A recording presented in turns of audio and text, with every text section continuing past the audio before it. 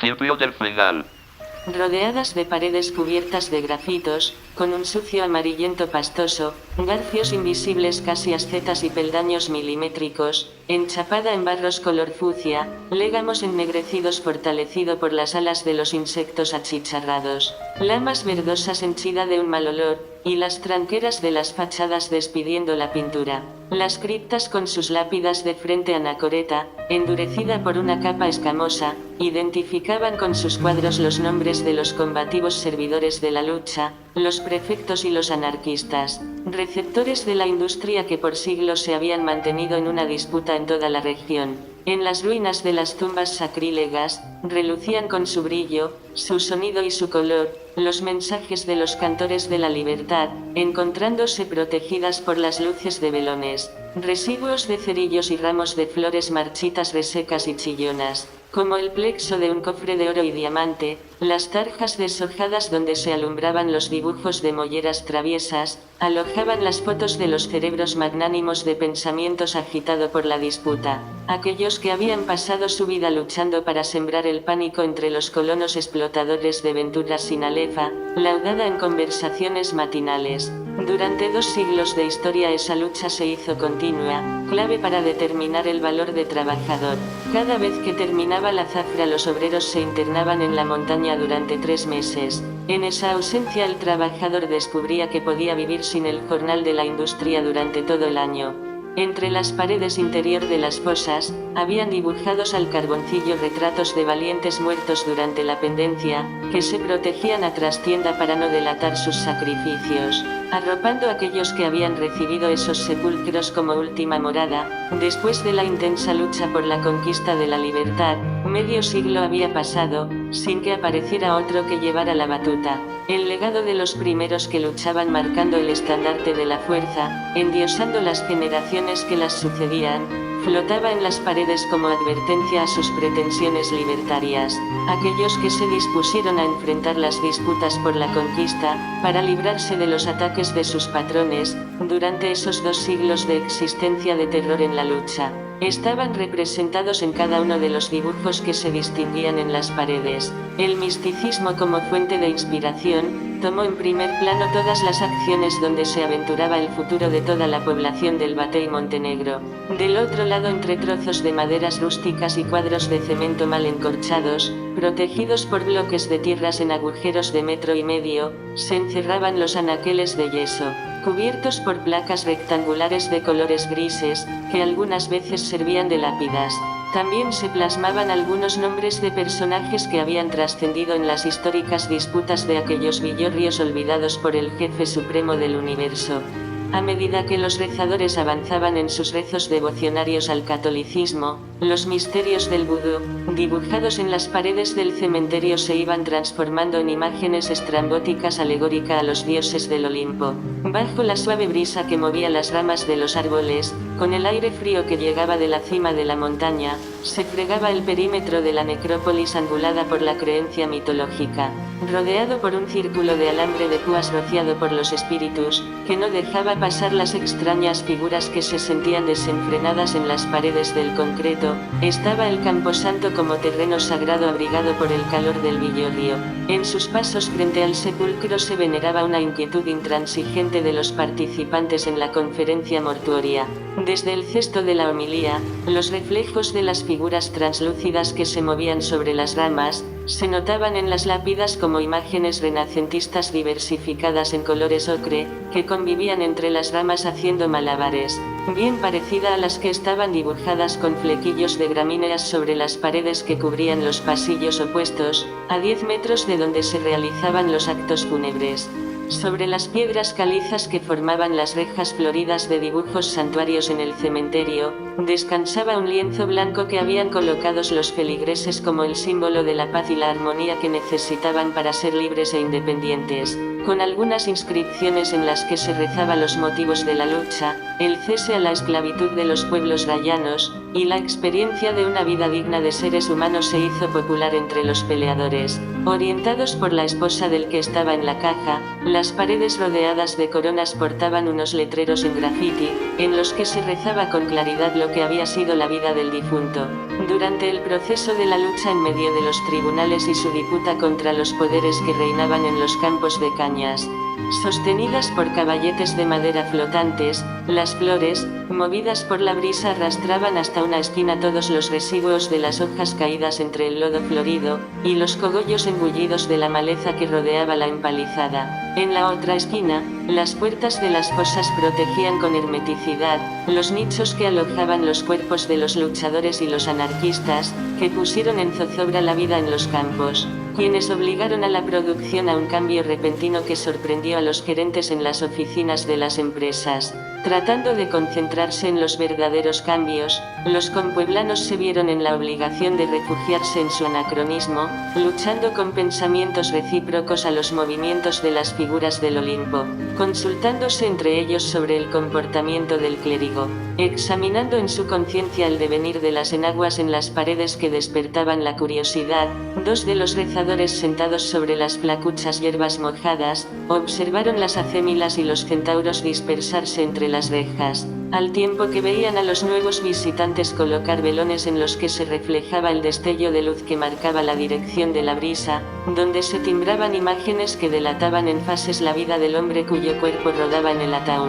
El refajo de la manta grosera de color gris que arropaba la montaña, producía una cortinilla blanca que cubría desde la colina, cruzando por toda la sabana hasta las ventanas del dragón de hojalata. Los rezadores, agazapados por su aturdimiento, se quedaban dormidos frente al sepulcro, ventilando un nuevo amanecer que se asomaba en toda la cordillera. Los rayos amarillentos que subían en el horizonte, haciéndose más intensos a medida que pasaban las horas, se filtraban entre las hojas de los árboles, aparentando atacar con el calor desde tempranas horas de la mañana. La brisa suave que traía la sombra transportó el movimiento de otras figuras casi invisibles, que seguían bailoteando como siluetas dentro de la sepultura, mientras afuera el viento impávido y apático abrazaba los cuerpos de los presentes, como ese manto flemático que protegía las fieras incorpóreas que intentaban atacarlos. Desde las paredes de concreto que rodeaban la necrópolis, se notaban todos los movimientos.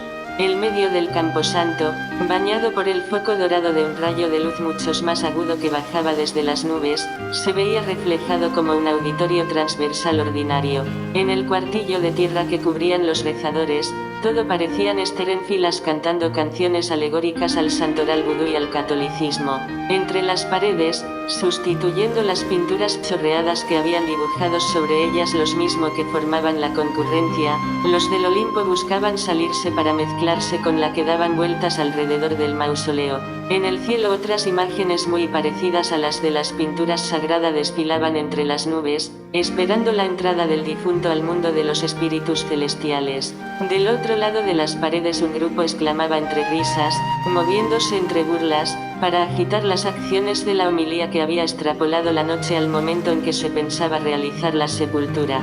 Desde las nubes apiladas en el horizonte, resoplaba otra cortinilla de humo rosado que se regaba en el universo, haciendo el ambiente algo tenso y lúgubre, presionando el cerebro de los que rodeaban la tumba donde se realizaba la exegesis, con la intención de que salieran del lugar siguiendo los pasos de la cofradía de las coronas marchitas. Un grupo entró con ataques de pancartas y mensajes, que invocaban el odio a los amanecidos. En el tronco de los árboles los tambores resoplaban con canciones gloriosas, para escoltar la partida del difunto al reino divino de sus loases, acompañado por las reinas, las deidades y los hoganes. Con las paredes diseñadas por cuadros pintados en colores tropicales, retratos de los ángeles caídos, ramos de olivos y una hilera de palma real, como frontera entre las calles y el perímetro de la grama celestial. El camposanto simulaba la extensión de una abadía de una corte renacentista en la Europa de la Edad Media. Las abadías eran lugares sagrados,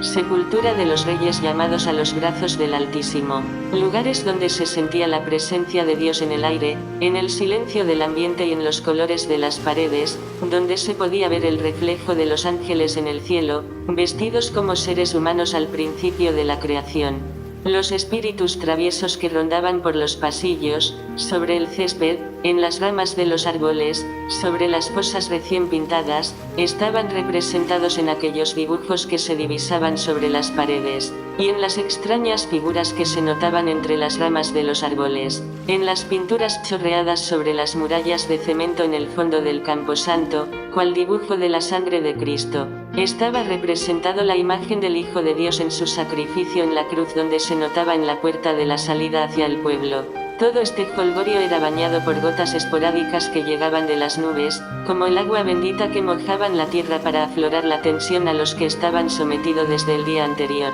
Simulando las lágrimas del Supremo desprendidas del universo, los feligreses la consideraban bendita, por eso no se movieron del lugar dejando enchumbar sus cuerpos como si fuera un llamado de Dios, que cada vez se quejaba por la desigualdad entre los hombres.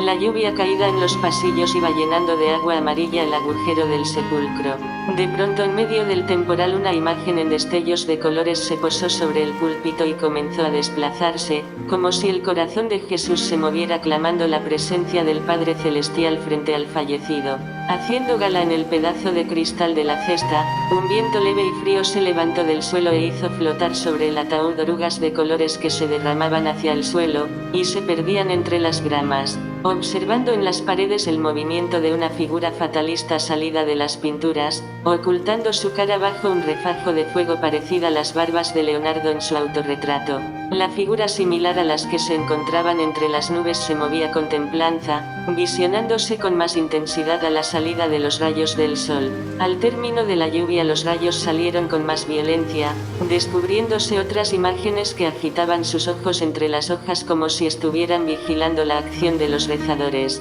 Del otro lado, sobre las murallas lisas de color fucsia, otras figuras reflejadas, levantaban sus manos invitando a las demás a sumarse a las plegarias por el difunto, observándose entre ellas la cabeza gigante de un ser humano que se difuminaba por todo el universo. Entre notas musicales, aplausos por lo que estaba sucediendo frente a la tumba, el sonido de los vehículos que se perdía en la distancia, se escuchaba una llamada que no se podía hacer la diferencia de quién se trataba. En la montaña una celebración de palos y atabales de bailes exóticos tropicales, tan intensos que levantaba las hojas de la maleza aplanada por la lluvia, transformó toda la resonancia en esa llamada. En las últimas hojas de los árboles, se notó una sombra trasladarse de ramas en ramas, oscureciendo un poco el ambiente, al cubrir junto con las nubes los rayos del astro rey, por momento derramando de nuevo gotas esporádicas de un agua caliente que puso los cuerpos a temblar, y a saltar como chimpancés,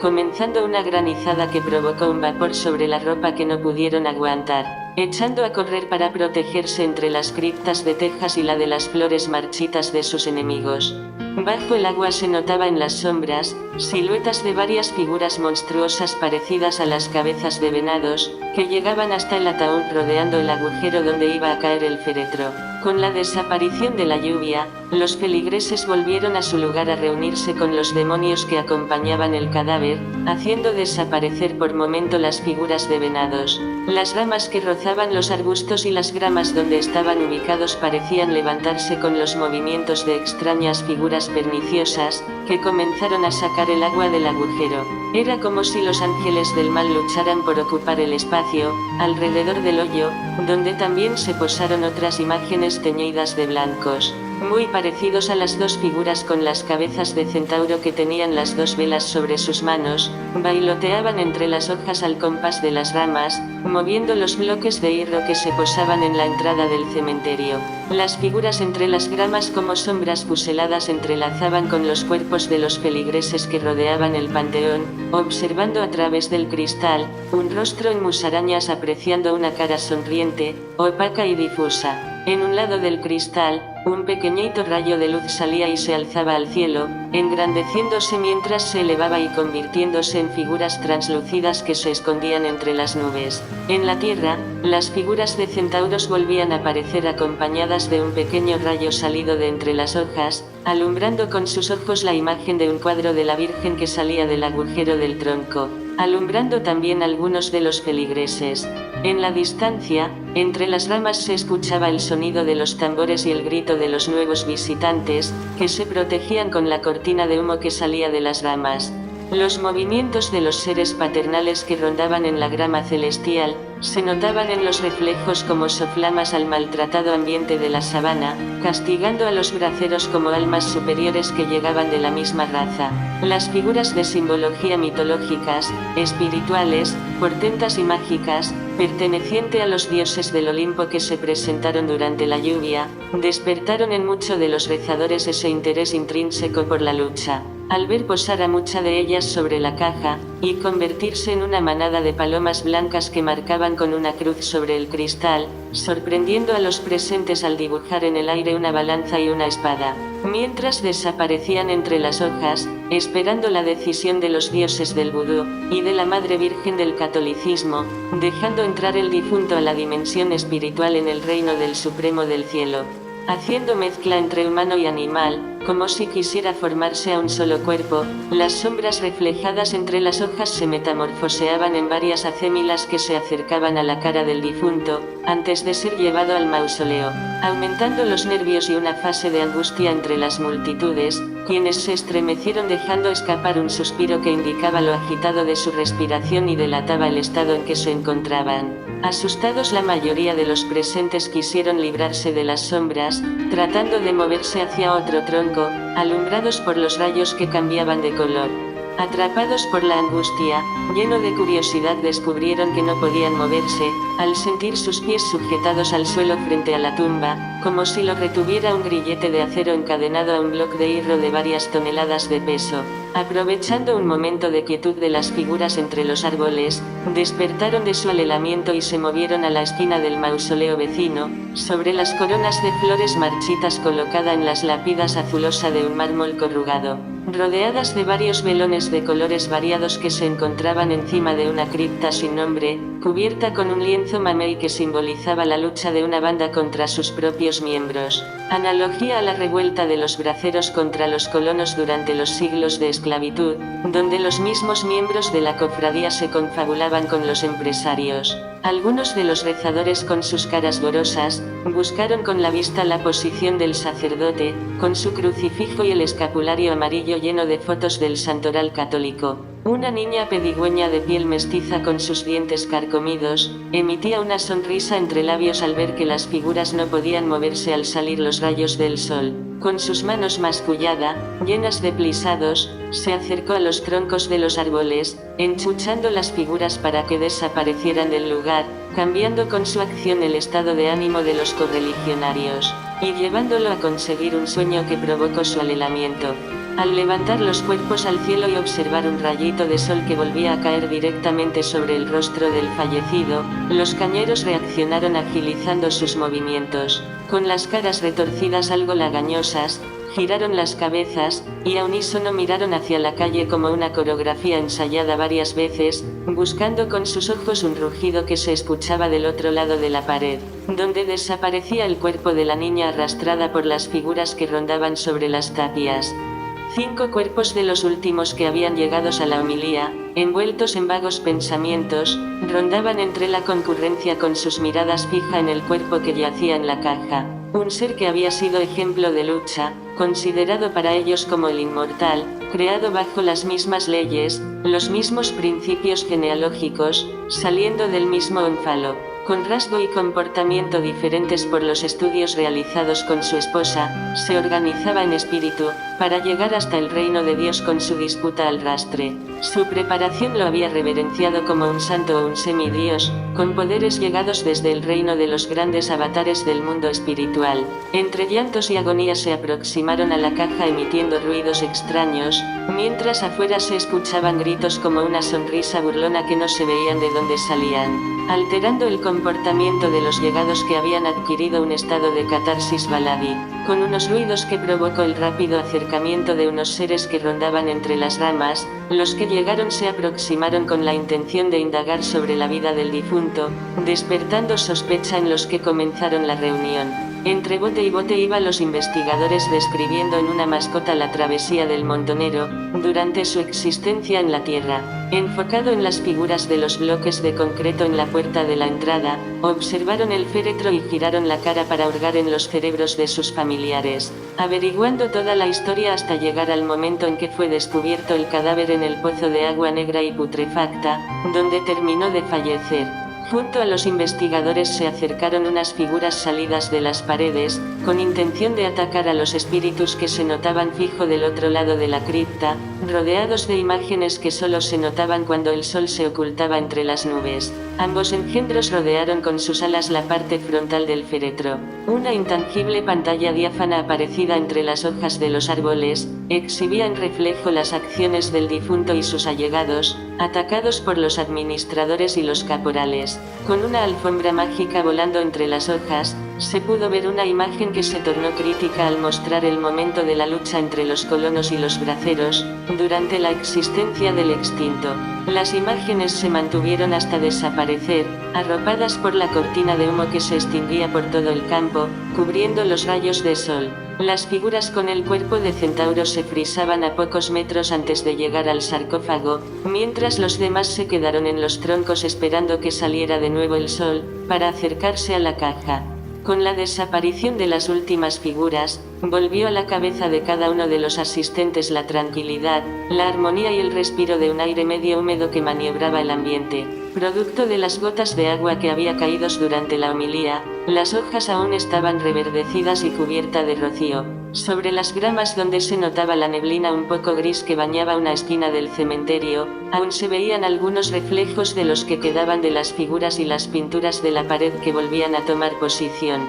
como si despertaran de un letargo que lo mantuvo dormido por mucho tiempo en aquel lugar. Los presentes empezaron a mover sus manos, y aplaudir para ahuyentar los instintivos de las figuras que quedaban, las que casi no se notaban al desaparecer los rayos de sol y la cortina de humo. En ocasiones los rezadores se pasaron las manos por las caras varias veces para ver si las figuras desaparecían por completo, o si todo lo que habían vivido en esos momentos era un sueño. Liberados los espacios de imágenes extrañas, el estado de ánimo de algunos cambió, todos parecían estar inquietos por la presencia de otra corriente de aire frío, que de pronto sedujo sus aquilatados cuerpos, transportándolo en astral a una extraña dimensión bajo una densa oscuridad en la que nunca habían estado ni en sueño, despertando en un terreno arenoso, que emitía un polvillo con el que se les llenaban las fosas nasales de una mugrienta arena arcillosa, pegajosa, suave y fría como la nieve, que los mantenía narcotizados,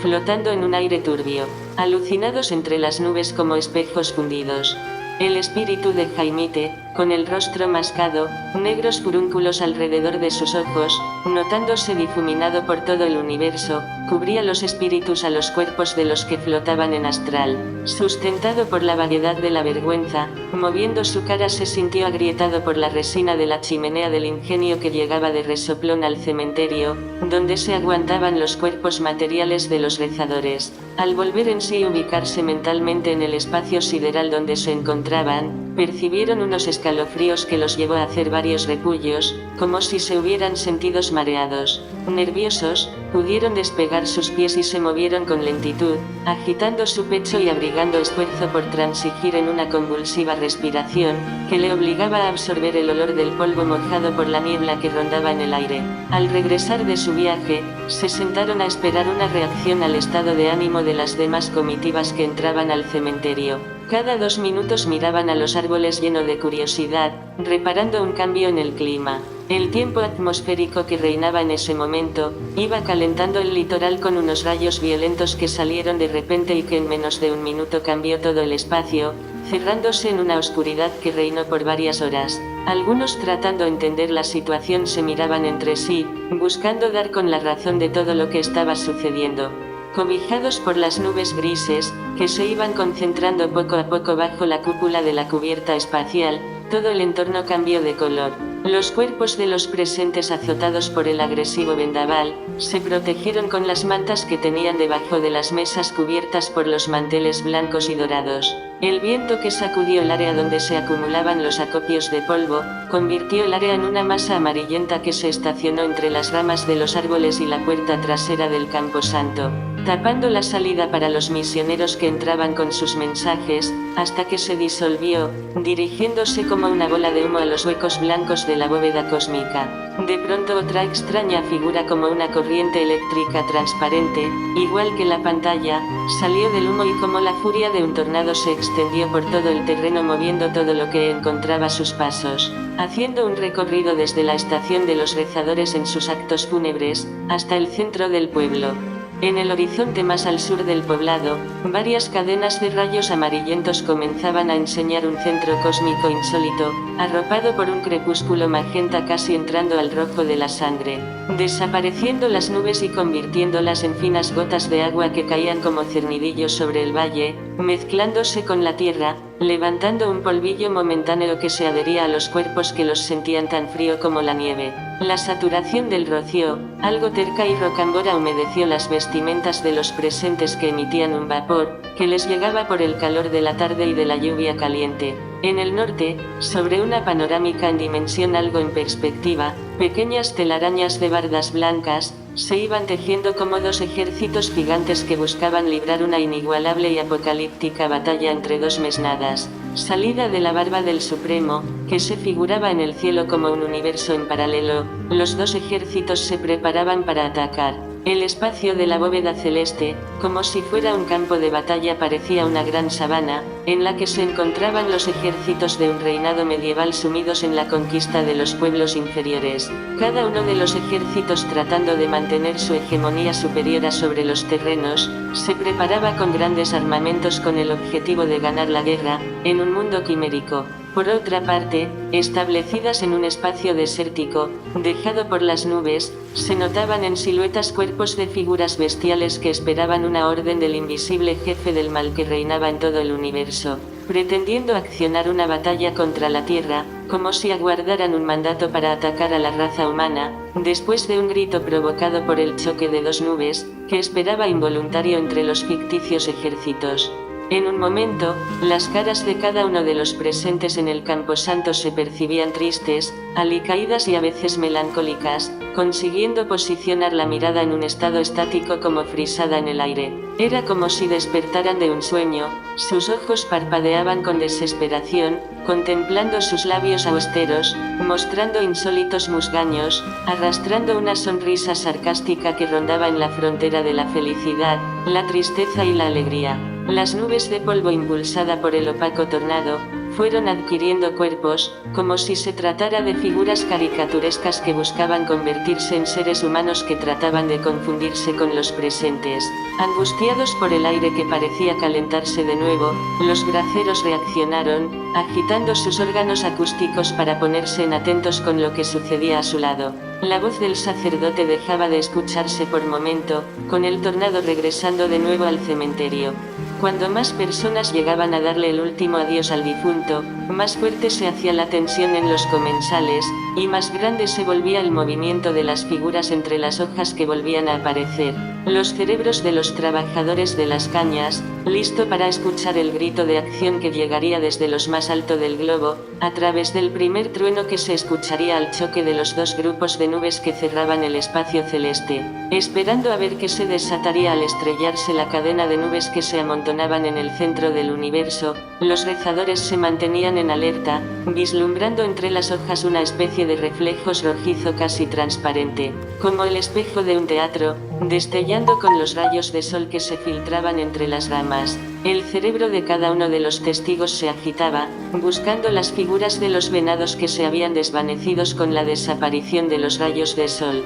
Excitados por el calor, algunos movieron sus cuerpos 2 pasos a la izquierda de nuevo, para poder divisar cómo terminaba la cortinilla de humo en el cielo. Al activar de nuevo los rezos y el discurso del sacerdote, sintieron como si otra vez una tormenta de fuego se derramara sobre la tierra, y los obligara a abandonar el ritual, al que habían accedido al cementerio para rendir homenaje al hombre de lucha, que había partido del mundo de los vivos, obligado por grupos de lacayos a desligarse de su compromiso con el pueblo. Esperando dar el último adiós a su compañero de lucha, todos se miraron entre sí, como una señal de aviso de lo que estaba sucediendo a su alrededor. Por 5 minutos, se congelaron frente al féretro, irguiendo los cuerpos para despertar minutos después con la cabeza cubierta de agua, y las vestimentas estilando el color de sus pinturas sobre los cuerpos desnudos. Desde el tronco de los árboles, seguía escuchándose la música de los valsies, los tambores y los potutos.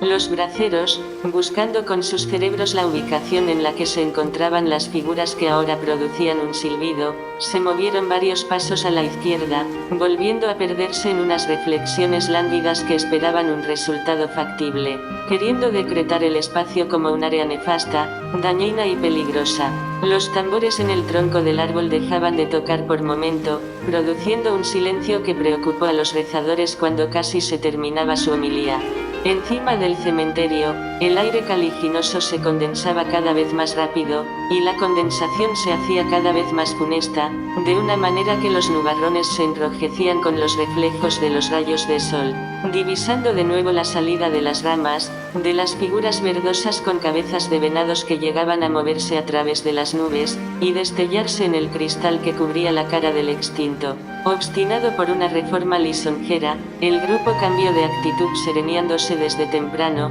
con las permutaciones silenciosas que llegaban a los pasillos. En un momento los espectadores se mantenían mirando hacia el cielo, esperando la continuación de todos los movimientos que se tejían entre las nubes. Con las caras perdidas en la bóveda azulosa, alelados buscaban las figuras que desaparecían con la extinción del humo. Arrastradas por la brisa, las nubes negras cubrieron en pocos minutos el espacio vacío que quedaba de la bóveda, trayendo consigo las señales de un torrencial que iba a hacer suyo durante la noche, el extenso valle que cubría toda la región, rompiendo el largo periodo de sequía por el que estaban atravesando toda la nación. Esa aridez que dejaba las casas cubiertas de la arenilla que salía de los surcos, de la parafina de la chimenea del ingenio, y de la mezcla de partículas de polvo que llegaban de las grandes extensiones de tierra que rodeaban el poblado, logrando con la mezcla, un resultado que con el agua se convirtió en un lodo melcochoso que atascaba a todo lo que interactuaban dentro de los campos de cañas. Cubiertos por el aire frío que arrastraba un viento leve, mucho trataron de abrigarse con las mantas blancas que se posaban en el púlpito y la mesa. Bajo la penumbra de la noche, un silencio ensimismado, taciturno y misterioso volvió a apoderarse de los pasillos verdecidos de la grama celestial. De repente, animados por el choque de las manos y los toques de un tambor que volvía a sonar en una esquina del cementerio, el ambiente fue consiguiendo algo de vida, con tanta fuerza que parecía convertirse en la bulla armoniosa de una fiesta de carnaval en alguna región del trópico, dominando con el sonido todo el perímetro del camposanto hasta el centro del pueblo. Preparados como verdugos en espera de sus víctimas, con los instrumentos sobre sus hombros, los sepultureros agitaban sus pechos, su corazón alterado latía con tanta presión como si fuera la erosión de un volcán en vía de explosión, aguzando una facilidad que en breves instantes llenaría de lavas todo un pueblo. Con la respiración agitada,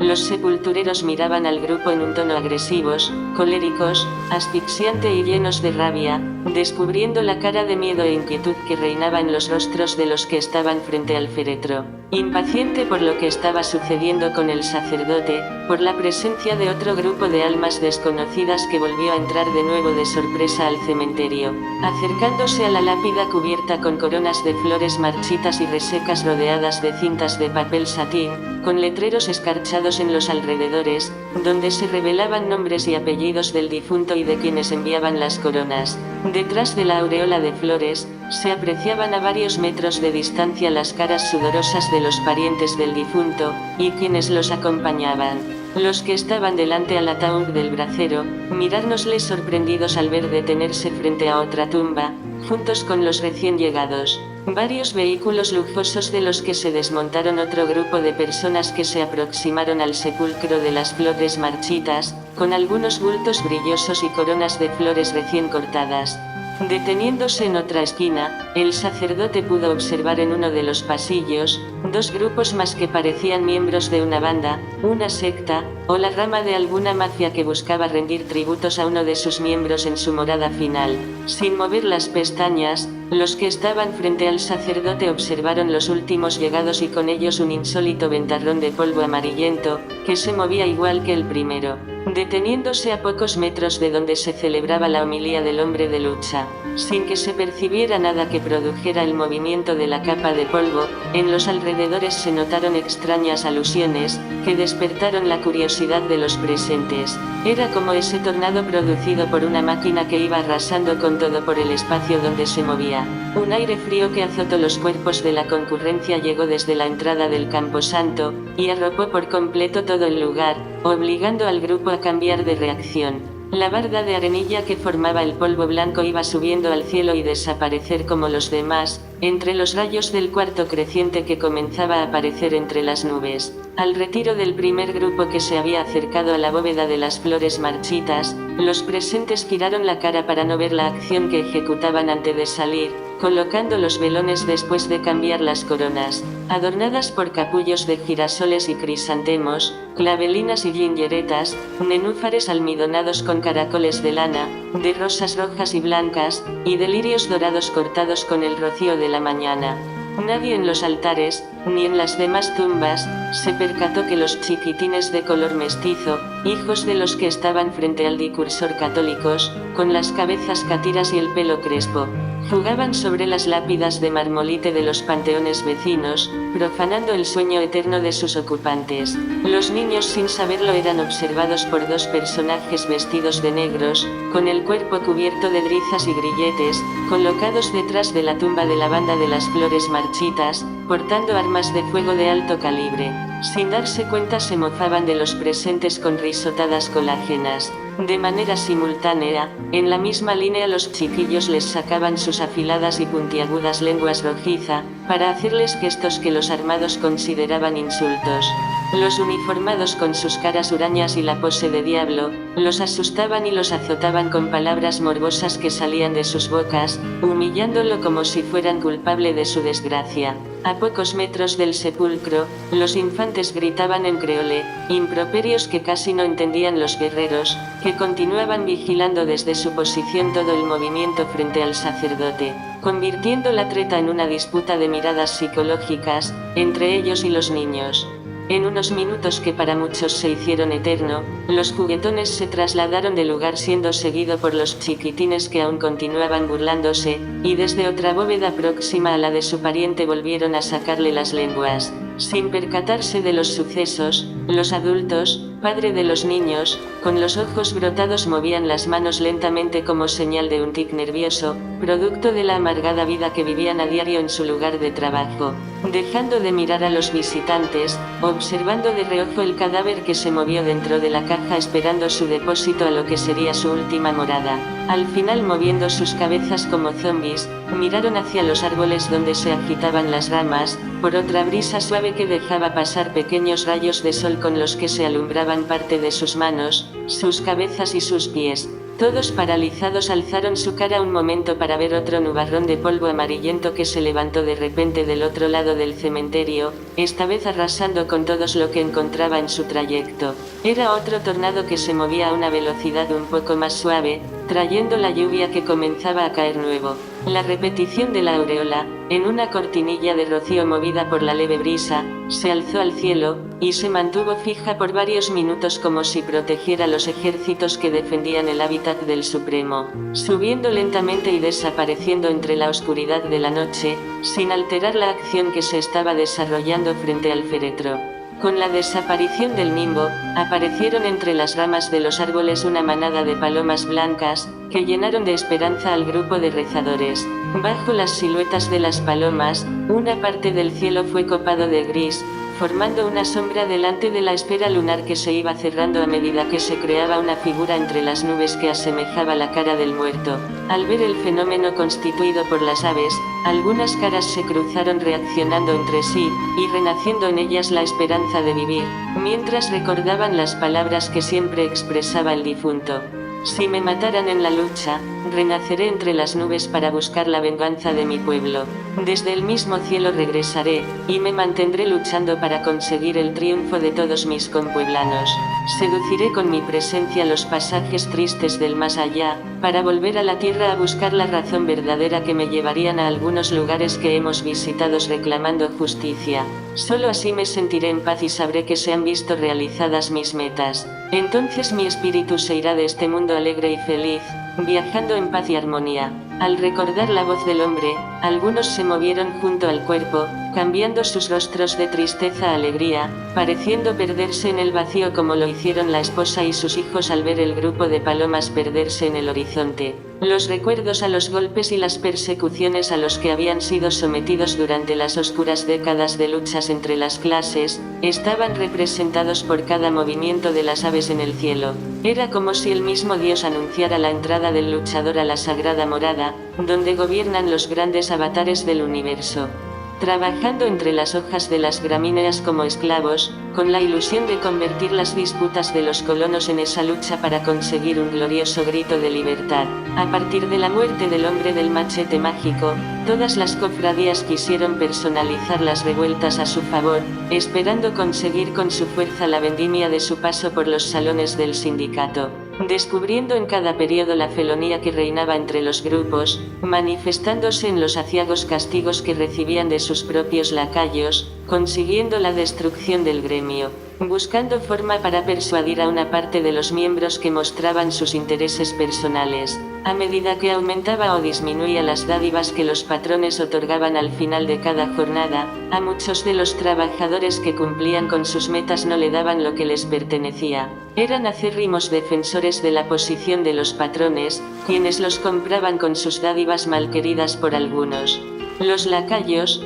tratando de conseguir con la muerte de los anarquistas que los empresarios tomaran fuerza, y lograran neutralizar todo el grupo sindical, se pusieron de acuerdo con las mujeres que rondaban por los valles con ventas sobre sus cabezas, con los borrachos que mendigaban por los callejones, con los realengos que visitaban los cestos de las basuras, y con los niños que regresaban cada mañana a la escuela, para conseguir la información que no podían comprar con sus dádivas. Las comitivas de visitantes enviados por los colonos junto a las tropas que tenían bajo su mando, se encargaron de averiguar el estatus de muchos de los que estaban presentes frente al cadáver, con la intención de conseguir lo deseado a la hora de perseguir la meta de la producción. Algunos se hicieron mucho más eficientes y efectivos, consiguiendo que los lacayos lograran activar sus funciones dentro de las actividades para averiguar cómo podría ser el trato de la mayoría, en el momento que se integraran a su labor. Ilusionados por todos los logros conseguidos durante el proceso de lucha emprendido por quien estaba en la caja, muchos se fueron atrincherando cada vez más a la tumba, observando con las caras llenas de lágrimas. El cuerpo del que hasta ese momento había sembrado la expectativa de una victoria puntualizada contra los dueños y amo de sus cuerpos, iba bajando lentamente hacia el agujero cubierto de agua. En su mayoría menores de 35 años, casi todos barbilampiños, con miradas de adolescentes y una profunda tristeza en sus rostros, un poco demacrados por los rayos de sol, los braceros sabían cuáles eran los retos que le quedaban por vivir. Algunos se mofaron de los reflejos espirituales que llegaban al sepulcro, buscando acompañar al muerto hasta que su espíritu subiera al cielo. Aunque otros parecían ancianos sin esperanza, la mayoría de los trabajadores no dejaron de pregonar la continuación de lo que se había logrado hasta el momento. Las mujeres con las manos encerradas en guantes blancos, zapatos de charol, cartera en ledel y telas de gabardina, descubrían sus cabezas protegidas por un velo negro y revueltas por la resina del ácaro, para darle el último adiós al fallecido. Una parte se mantenían con los nervios en punta, dejando escapar rastrojos de cera que caían encima del ataúd, protegido por el pedazo de cristal que dejaba notar las señales de lucha. El espejo transparente un poco corrugado, poco a poco se fue cubriendo con la cera de colores que dejaban caer los venerables, manchándose con un rojo intenso que representaba la sangre derramada durante la lucha. El centro del cristal se cuarteó al recibir el caliente de la cera. El último nubarrón de polvo desapareció en el aire, y la lluvia comenzó a caer de nuevo, tratando de dispersar a la multitud que se había aglomerado frente al féretro. Con las gruesas gotas de aguas, fueron cayendo plumas de palomas blancas, que de igual manera se posaron delante de la cara del fallecido, formando un círculo en la cabeza del sarcófago, como dándole la bienvenida al sepulcro. Junto a otras plumas blancas que se posaron en el tronco de las matas de caobas que estaban detrás de la caja, se encontraban las figuras que rondaban entre las ramas de los árboles, invitando al muerto a irse de este mundo con la gloria entre sus manos. Los rayos amarillentos del sol como un antifaz reluciente salieron de las nubes, produciendo un arco iris que atravesaba el círculo de plumas sobre la caja de madera, y el nicho de tierra negra que estaba al lado del panteón, chocando con un lado de la cara del occiso que la cera no había cubierto aún, iluminando el cristal con una cruz blanca de tonos brillantes, anunciando el llamado de paz que siempre había pregonado el difunto, del cual ellos querían hacerse eco. Cada uno de los presentes se pusieron de acuerdo, con sus miradas un poco perdida, para buscar entre los árboles y volver a descubrir todos los elementos que interrumpían la voz del sacerdote, quien haciendo esfuerzo continuaba con el discurso, despidiendo al difunto con palabras de esperanza para que pudiera irse en paz. El grito de los braceros se hizo presente desde que la caja comenzó a entrar al hueco de su última morada. Después de haber emprendido una larga lucha con los administradores de los campos de cañas, era lo último que podían darle como gracia por su dedicación a que su pueblo fuera libre. Como si estuviera atrapado entre un mecanismo electrónico, el sarcófago se movía cada vez que el sacerdote terminaba un párrafo de su alargado panegírico. El arco iris, las figuras transparentes e invisibles, las plumas, los dioses del Olimpo, las imágenes del vudú y los demás elementos que interrumpieron la homilía durante los 2 días de celebración, fueron desapareciendo poco a poco y con ellos los movimientos y las inquietudes de los presentes.